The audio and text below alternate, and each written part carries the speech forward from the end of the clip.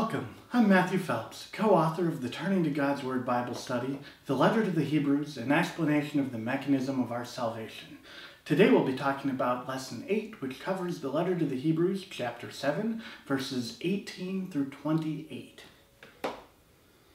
On the one hand, a former commandment is set aside because of its weakness and uselessness, for the law made nothing perfect. On the other hand, a better hope is introduced, through which we draw near to God.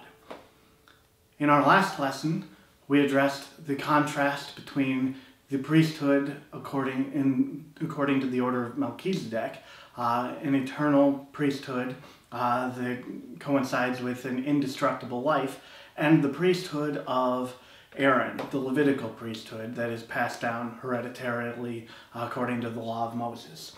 Now we move forward and we also introduce into the contrast the idea of the law. How does the law work and what value does it have? And we see the law made nothing perfect.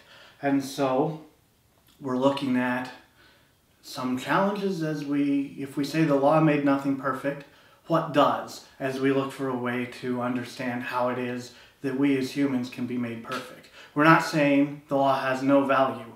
We're saying if we understand that our goal as humanity is to be made perfect, the law can't do that. And so what can?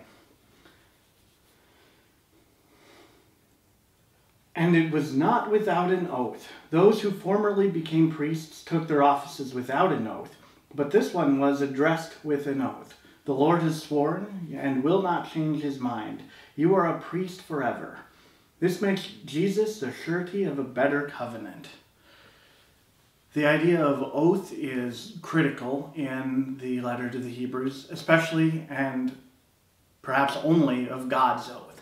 God's oath, which is unchangeable, everlasting, and essentially creates something at the level of a law of the universe, which binds all of reality to whatever it is that God swears. And so it is by means of God's oaths and the things that he has promised, as we'll see moving forward, that salvation becomes possible. But for now, we see God has sworn that his son, Jesus, is a priest forever according to the order of Melchizedek. Something that was done through the law for the Levitical priest is done directly by means of an oath from God in the case of Jesus, which makes Jesus the surety of a better covenant. The former priests were many in number because they were prevented by death from continuing in office. But he holds his priesthood permanently because he continues forever.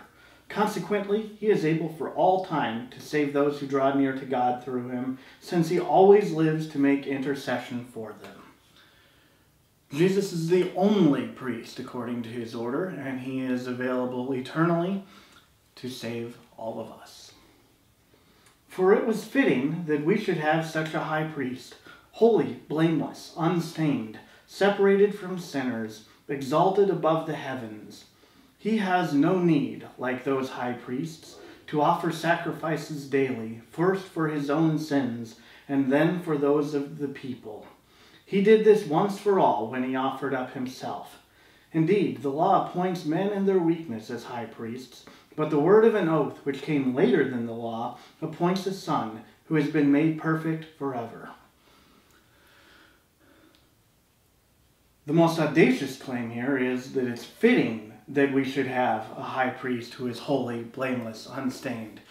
Fitting how, when fallen humanity, up to the time of Jesus, had actually not shown any indication that they deserved such a priest. But it seems the author to the Hebrews considers that, of course, worthy of fundamental human dignity, that we should all be able to be brought to the perfection for which our nature was intended, which is an enjoyable thing to think about. Although, of course, again, that is the challenge of the message of this book and this study, is how do we get from being me now to me perfect? The law, the priesthood according to the law, the closest it could do was to make daily sacrifices, offerings, and atonement for sin. That was the primary function of the Levitical priesthood. Here we see It's not this new priesthood of Jesus, the priesthood according to the order of Melchizedek, performs the same function but in a different way. There is still a sacrifice that is to be made once for sins. And somehow, again, that one sacrifice is able to offer atonement to reconcile the sins of all of humanity.